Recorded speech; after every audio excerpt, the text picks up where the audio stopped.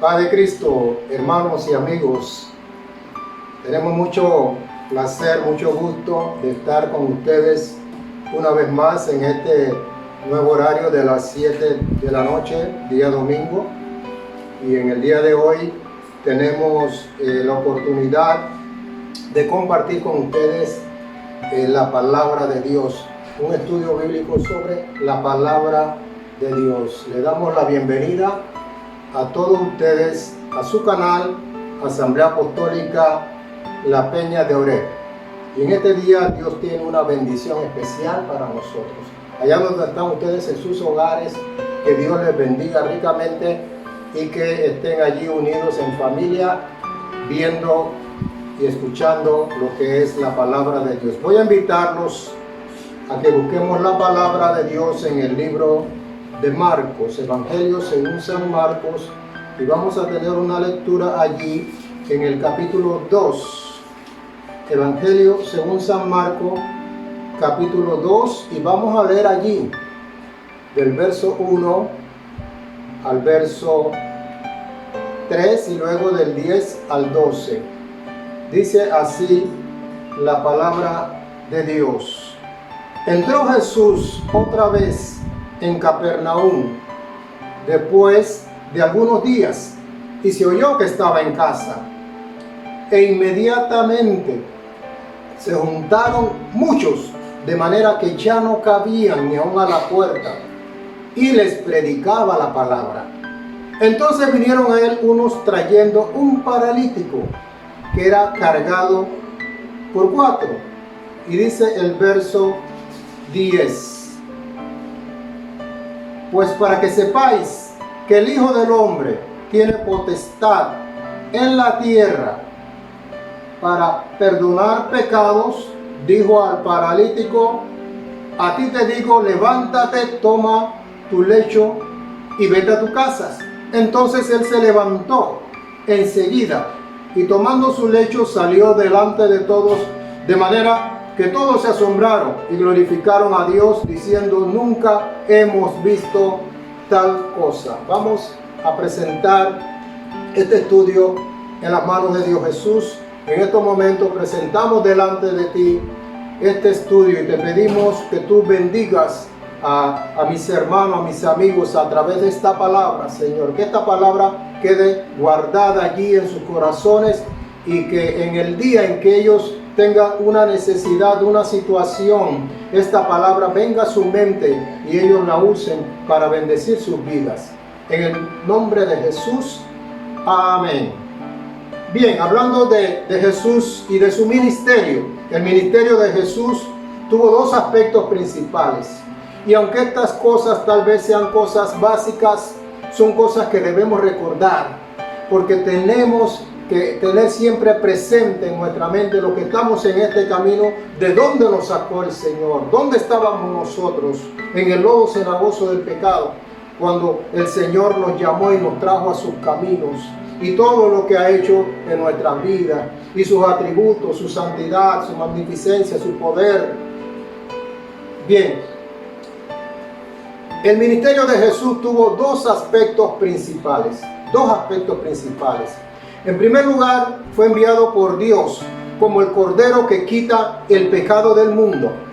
Para eso debía ser sacrificado, igual que sacrificaban los israelitas en esa época y desde los tiempos de Moisés, animales limpios como corderos, ovejas, vacas, bueyes y animales más pequeños como tórtolas y palominos.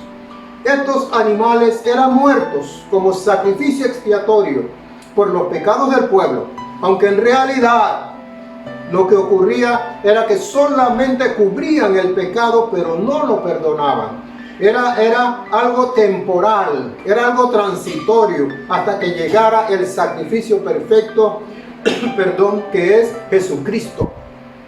Al morir Jesús como el sacrificio perfecto, aceptable para Dios, por los pecados no solo fueron cubiertos, sino que fueron borrados y perdonados totalmente. Y dice la Escritura que Dios los arrojó al fondo del mar y se olvidó de ellos por completo.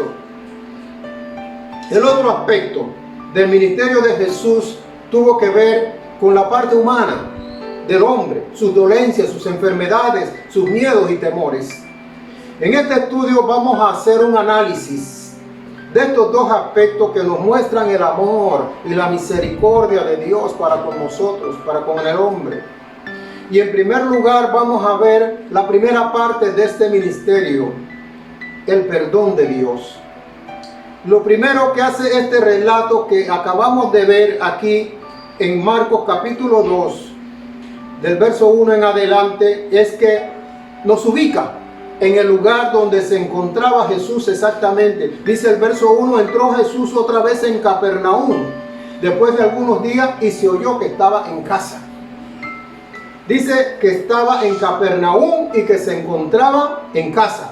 El ministerio de Jesús fue un ministerio itinerante, es decir, viajero. Él no estaba en un solo lugar, él visitaba pueblos, aldeas, ciudades, amén. Todos los días él salía a recorrer las regiones de Judea, Galilea y aún más allá.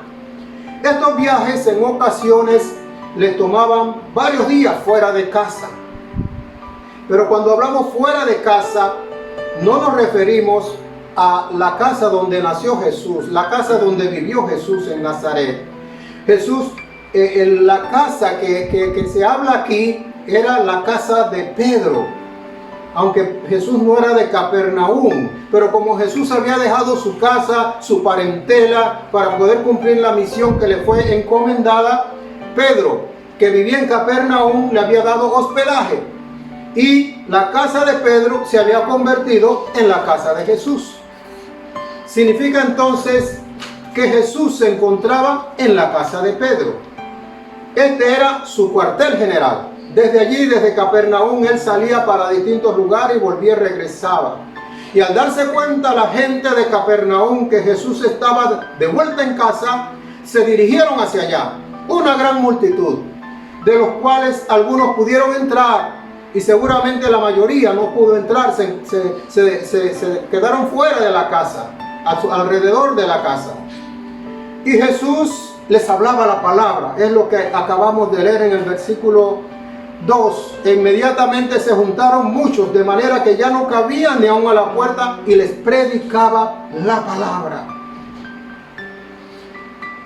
Todas esas personas que estaban allí pudieron escuchar la palabra que traía Jesús para el tiempo propicio que se estaba viviendo.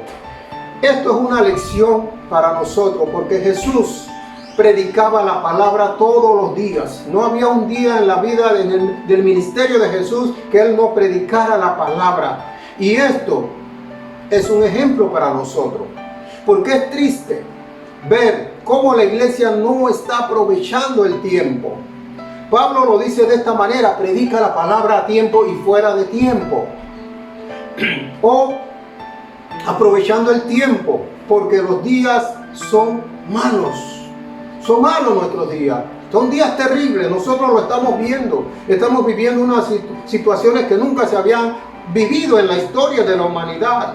Y no me refiero solamente a lo que está ocurriendo con el virus, sino también con todas las situaciones que se dan a nivel de la maldad del hombre. La maldad del hombre ha crecido de tal manera que sobrepasa todas las épocas, los tiempos vividos anteriormente. Todas esas personas que acudieron a ver al maestro lo hacían porque había alguna necesidad en su vida. La necesidad más frecuente era porque estaban padeciendo de distintas enfermedades. Algunos venían con defectos físicos como ceguera, sordera, mudo, o porque estaban siendo víctimas de opresiones demoníacas, que era muy común en aquellos tiempos. La Biblia lo menciona mucho. Pero Jesús lo primero que hacía era hablarles la palabra, porque eso es lo más importante. Porque, como mencioné, habían dos aspectos principales del ministerio de Jesús, lo dije.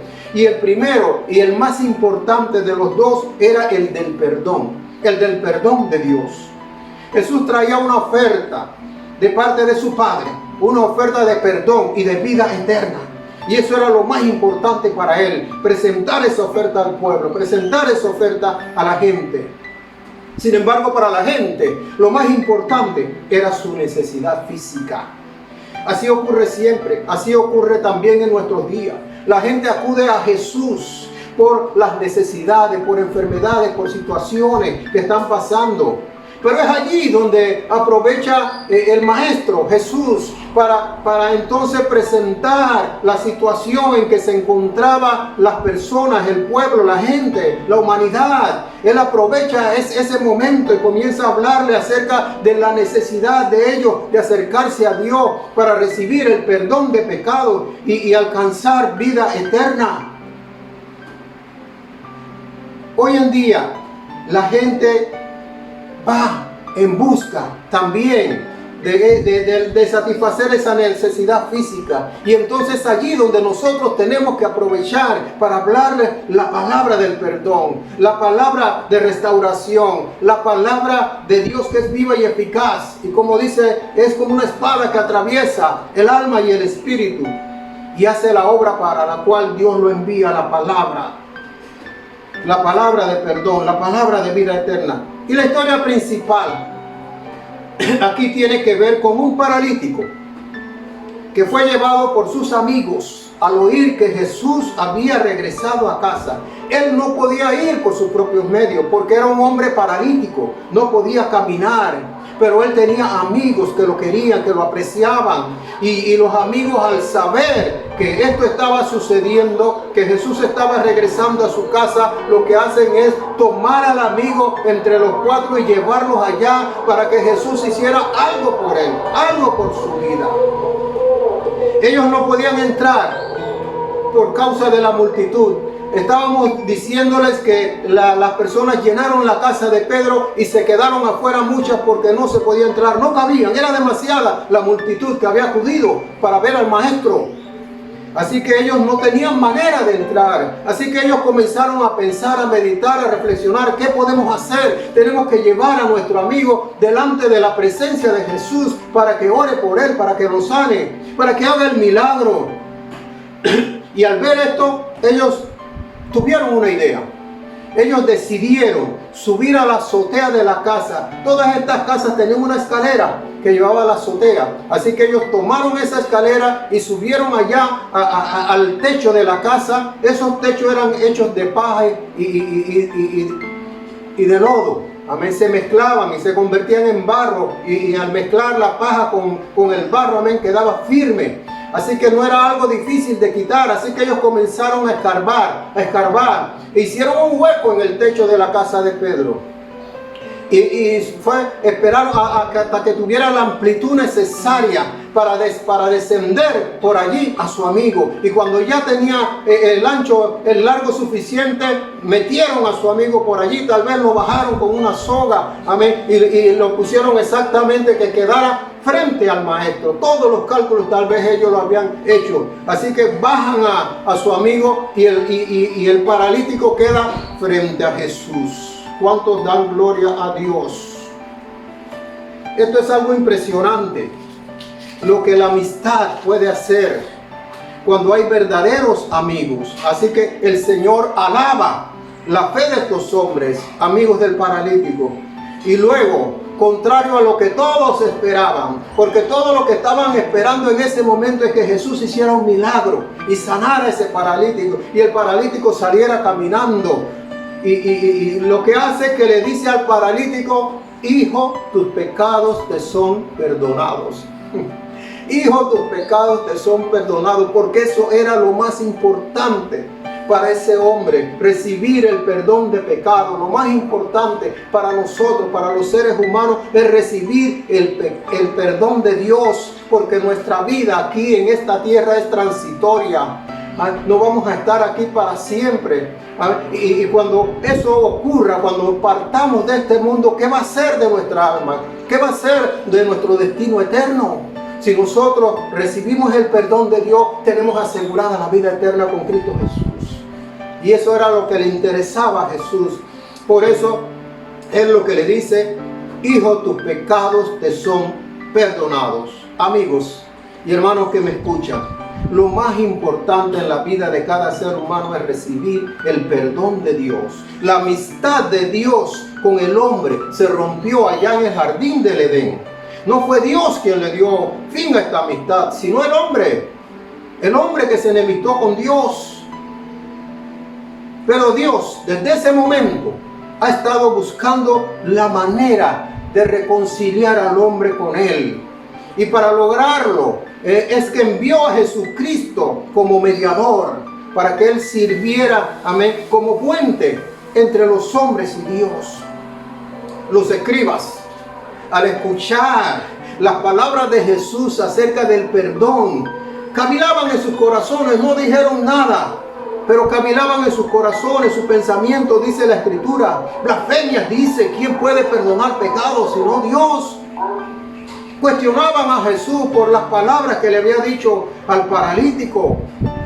Y Jesús, que conoce los pensamientos de los hombres, que conoce nuestros pensamientos, amén, Él sabía lo que estaban pensando los escribas.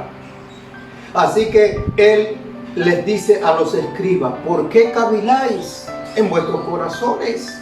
¿Qué es más fácil decir al paralítico? Hijo, tus pecados te son perdonados.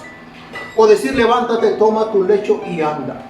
Por supuesto que era más fácil, más sencillo decir, hijo, tus pecados te son perdonados. La Escritura dice que Dios fue manifestado en carne, según de Timoteo, ¿verdad? Y también dice que Dios estaba en Cristo, reconciliando al mundo consigo mismo. Y el propio Jesús dijo, yo y el Padre uno somos. Jesús podía perdonar pecados porque Dios estaba en Él. Pablo lo dijo así, de esta manera, que en Jesús, en Cristo, habita toda la plenitud de la deidad de Dios. Así que Él podía perdonar pecados porque Él era uno con el Padre. Tenía la autoridad, tenía el poder para hacerlo, para perdonar pecados. El problema con la humanidad es que no quiere reconocer su pecado, o se quieren justificar por lo que hacen. ¿En qué momento el ser humano está dispuesto a reconocer su culpa? Cuando se encuentra en una situación sin salida, ya sea un problema, ya sea una enfermedad terminal o una gran necesidad. Seguramente aquel hombre paralítico, por la situación en que se encontraba, estaba dispuesto a reconocerse como pecador. Quizás él había reflexionado todo ese tiempo que él había estado en esa situación, y él pensó tal vez que todo eso era consecuencia de su vida de pecado. Y es que en este tipo de situaciones las personas son más sensibles emocionalmente, espiritualmente. Muchas veces Dios ha llevado a personas a situaciones extremas para que ellos se reconozcan como pecadores y que necesitan de Dios.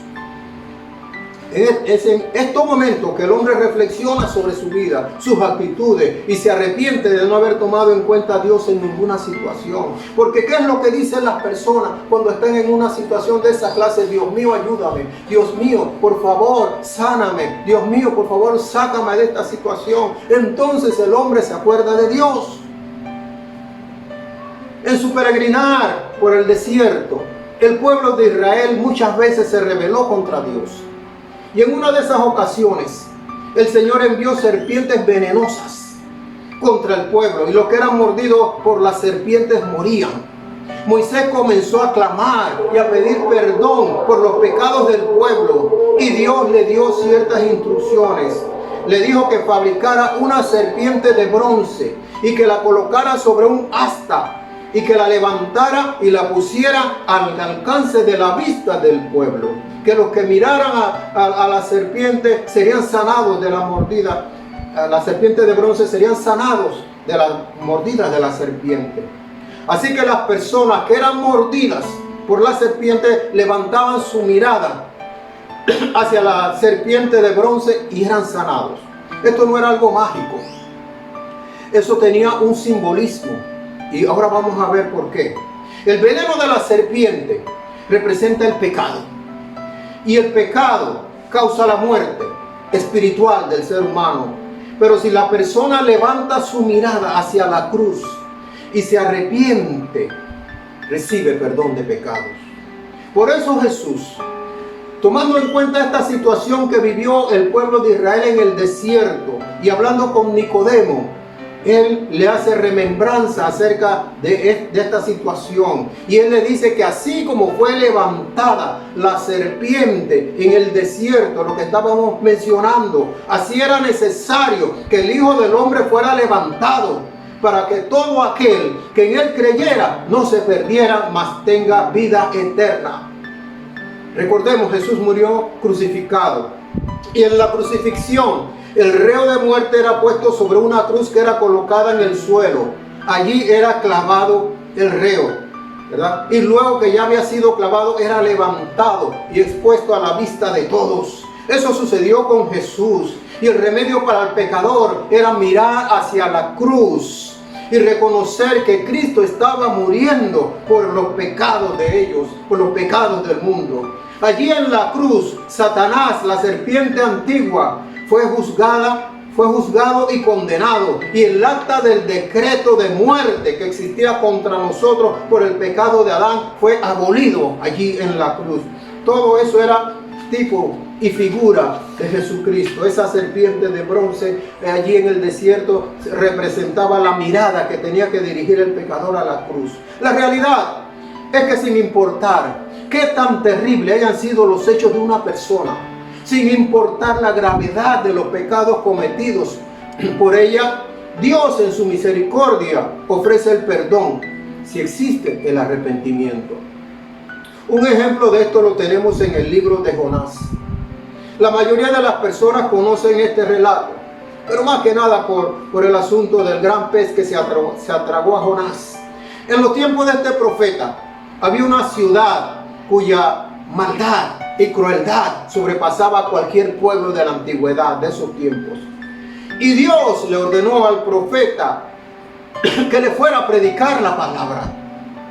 El profeta se negó rotundamente y tomó en dirección contraria a un barco, porque no quería ir a predicarles la palabra a esa gente, porque él sabía la maldad de esa gente y él no quería que esa gente recibiera perdón de pecados. Tal vez, no sé cuál era el pensamiento de Jonás, pero Jonás se negó a ir a Nínive a predicar la palabra. Sucedieron ciertas cosas, una tormenta. Jonás fue lanzado del barco, tragado por un gran pez, luego arrojado allá a las orillas de Nínive. Y allá entonces, ya bajo esta situación, Jonás toma la decisión de ir a predicarle la palabra.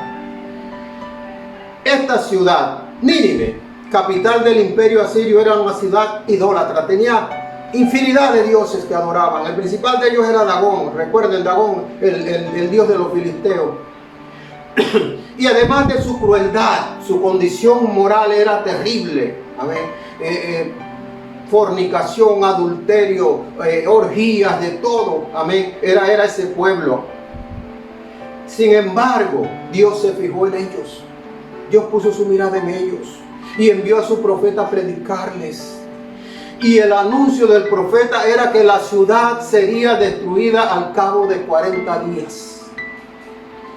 El Dios de Jonás, el Dios de los israelitas, era reconocido como un Dios poderoso.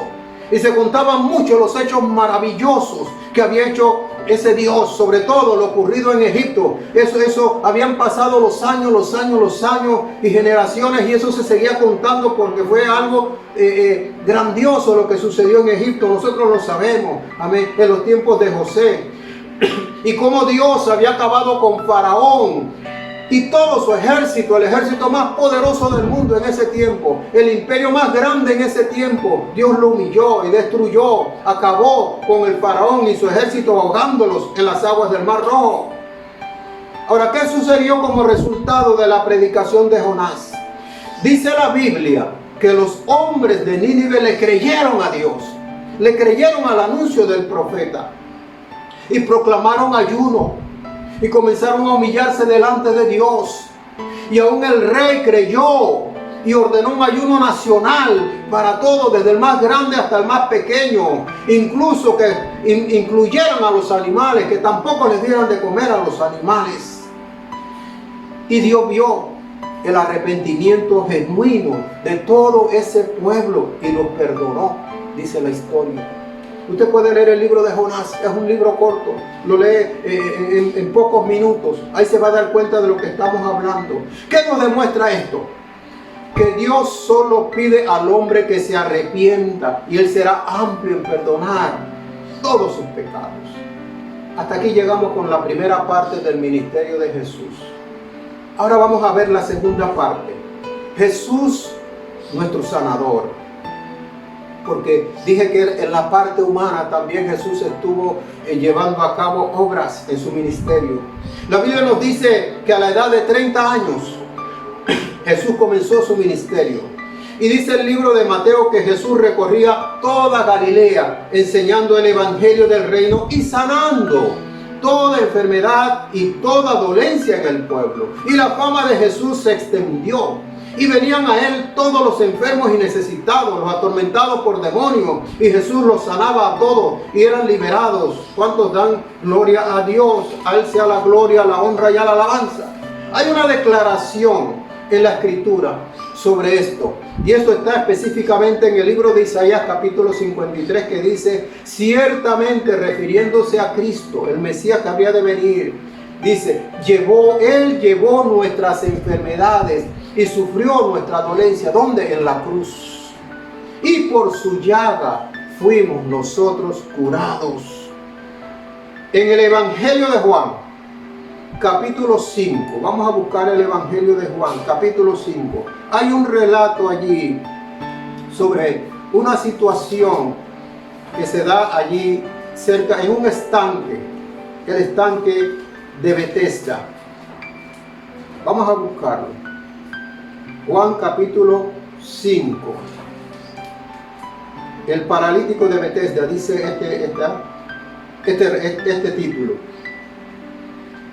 Allí se cuenta, dice la historia, que se reunían muchos enfermos en ese estanque de Betesda. Y ellos estaban a la espera. No se sabía en qué momento esto iba a ocurrir. Así que ellos estaban allí a la espera. Día y noche tal vez, no lo sé. Amén. Pero ellos estaban allí esperando a que descendiera un ángel y moviera las aguas del estanque. Una vez que este ángel moviera las aguas del estanque, el primero que se introdujera en las aguas era sanado. Y Jesús se dirige a ese lugar porque había una misión que él tenía que cumplir allí. Y allí el Señor se fija en un hombre paralítico que estaba completamente solo.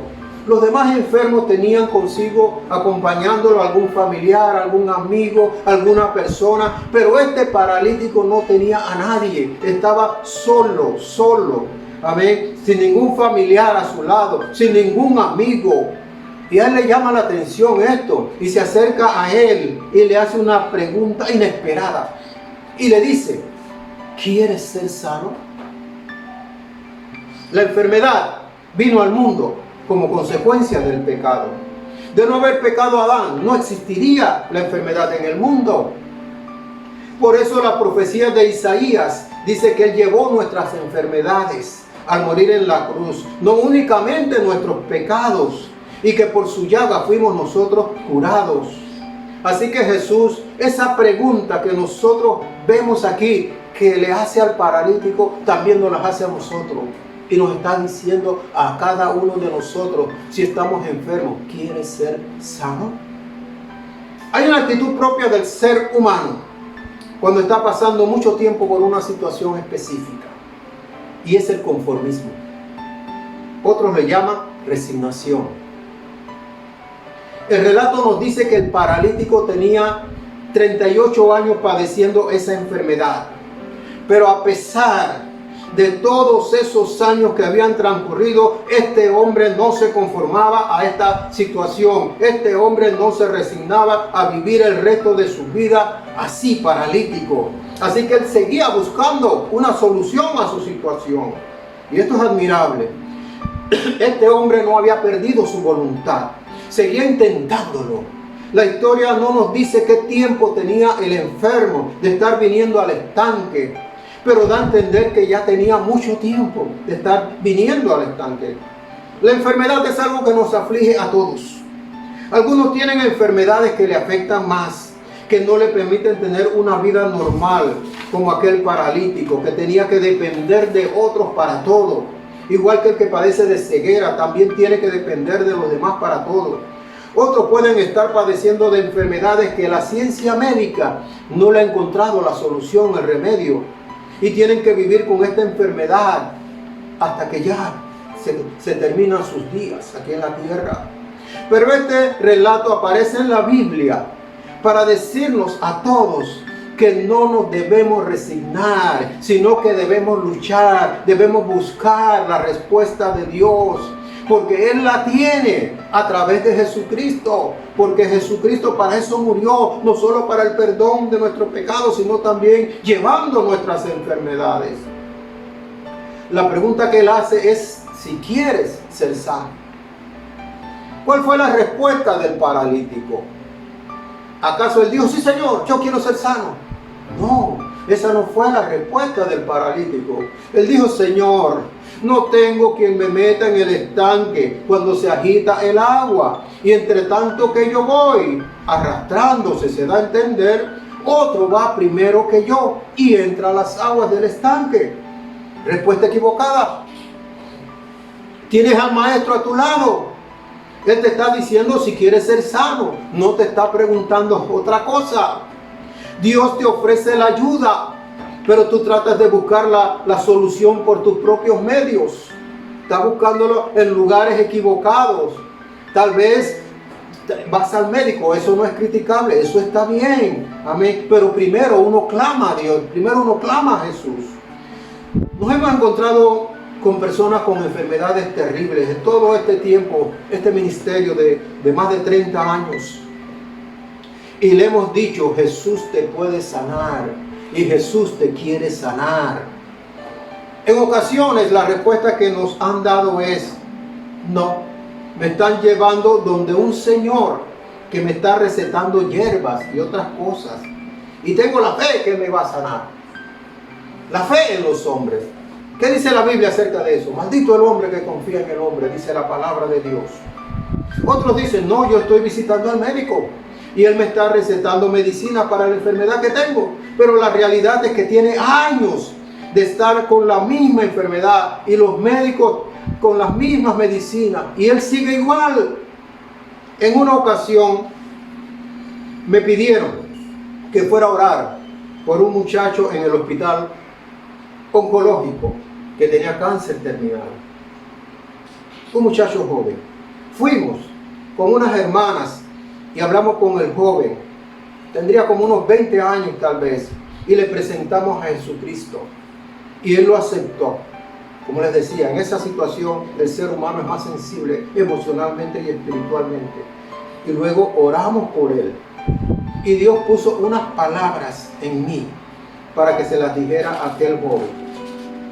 Le dije, tú vas a salir de aquí porque vas a comenzar a mejorar, pero va a ser un proceso lento. Cuando tú salgas, confía en Dios que Él está haciendo la obra, pero por ningún motivo deje que te lleven donde un curandero, porque si lo haces morirás. Todo sucedió así como Dios me lo hizo sentir. Al poco tiempo el muchacho mejoró y le dieron salida. Nos enteramos por medio de una persona de contacto. El muchacho siguió mejorando, pero muy lentamente, tal y como Dios me había hecho sentir que le dijera. ¿Qué sucedió? Que los familiares querían acelerar el proceso de sanidad y lo llevaron a un curandero para que sanara rápidamente, según ellos. Yo le había dicho al joven estas palabras, las recuerdo bien: tu vida es tu vida. No dejes que otro manejen tu vida. Si te quieren llevar a un brujo, no lo aceptes, porque va a ser terrible las consecuencias. Lo que está de por medio, le dije, es tu vida, y se lo repetí varias veces. Tú tomas la decisión. Pero el muchacho aceptó que lo llevaran. Luego de eso el muchacho comenzó a empeorar y lamentablemente murió al poco tiempo. ¿Por qué? Porque no aceptó la palabra que Dios le había enviado a través de su siervo. Jesús, a pesar de la respuesta equivocada del enfermo, en su misericordia le dice: levántate, toma tu lecho y anda. Y al instante aquel hombre fue sanado y se levantó y tomó su lecho y comenzó a caminar. Dios tuvo la respuesta para aquel hombre, porque que tenía tanto tiempo de estar enfermo, Dios la tenía. Dios tiene la respuesta para mí, para ti. No importa la situación que tú estés pasando, enfermedad, opresión, lo que fuere, Dios tiene la respuesta para ti, para mí, porque eso es parte del ministerio de Jesús. Y Jesús todavía no ha terminado su ministerio. Algunos piensan que al Él morir y ascender a los cielos, ya su ministerio terminó. No, Él sigue activo. Él sigue activo haciendo su obra. Y la va a hacer hasta el momento, como dice la Escritura, en que le entregue el reino al Dios y Padre, cuando todo haya sido consumado. Si tú tienes alguna enfermedad, solo tienes que confiar en Él. Si tienes alguna opresión, alguna situación, lo que fuere, puedes confiar en Él. Él te está haciendo la pregunta, ¿quieres ser sano? Y en otra ocasión, Él le dijo a un ciego que se acercó a Él, ¿qué quieres que te haga? ¿Qué quieres que te haga? Eso es lo mismo que Jesús nos está diciendo a nosotros. Si no es enfermedad y es otra situación, Él te está diciendo, ¿qué quieres que te haga? ¿Qué quieres que solucione? Dios tiene el control de todas las cosas en este mundo, incluyendo la vida y la muerte, la salud y la enfermedad. Y Jesucristo vino como perdonador de pecados, pero también vino como nuestro sanador. Él llevó nuestras enfermedades en la cruz. Debemos creer eso. Dice, el propio Jesús dijo, busquemos primeramente el reino de Dios y su justicia, y todas estas cosas nos serán añadidas. Estos dos aspectos del ministerio de Jesús, amén, es lo más importante para nosotros.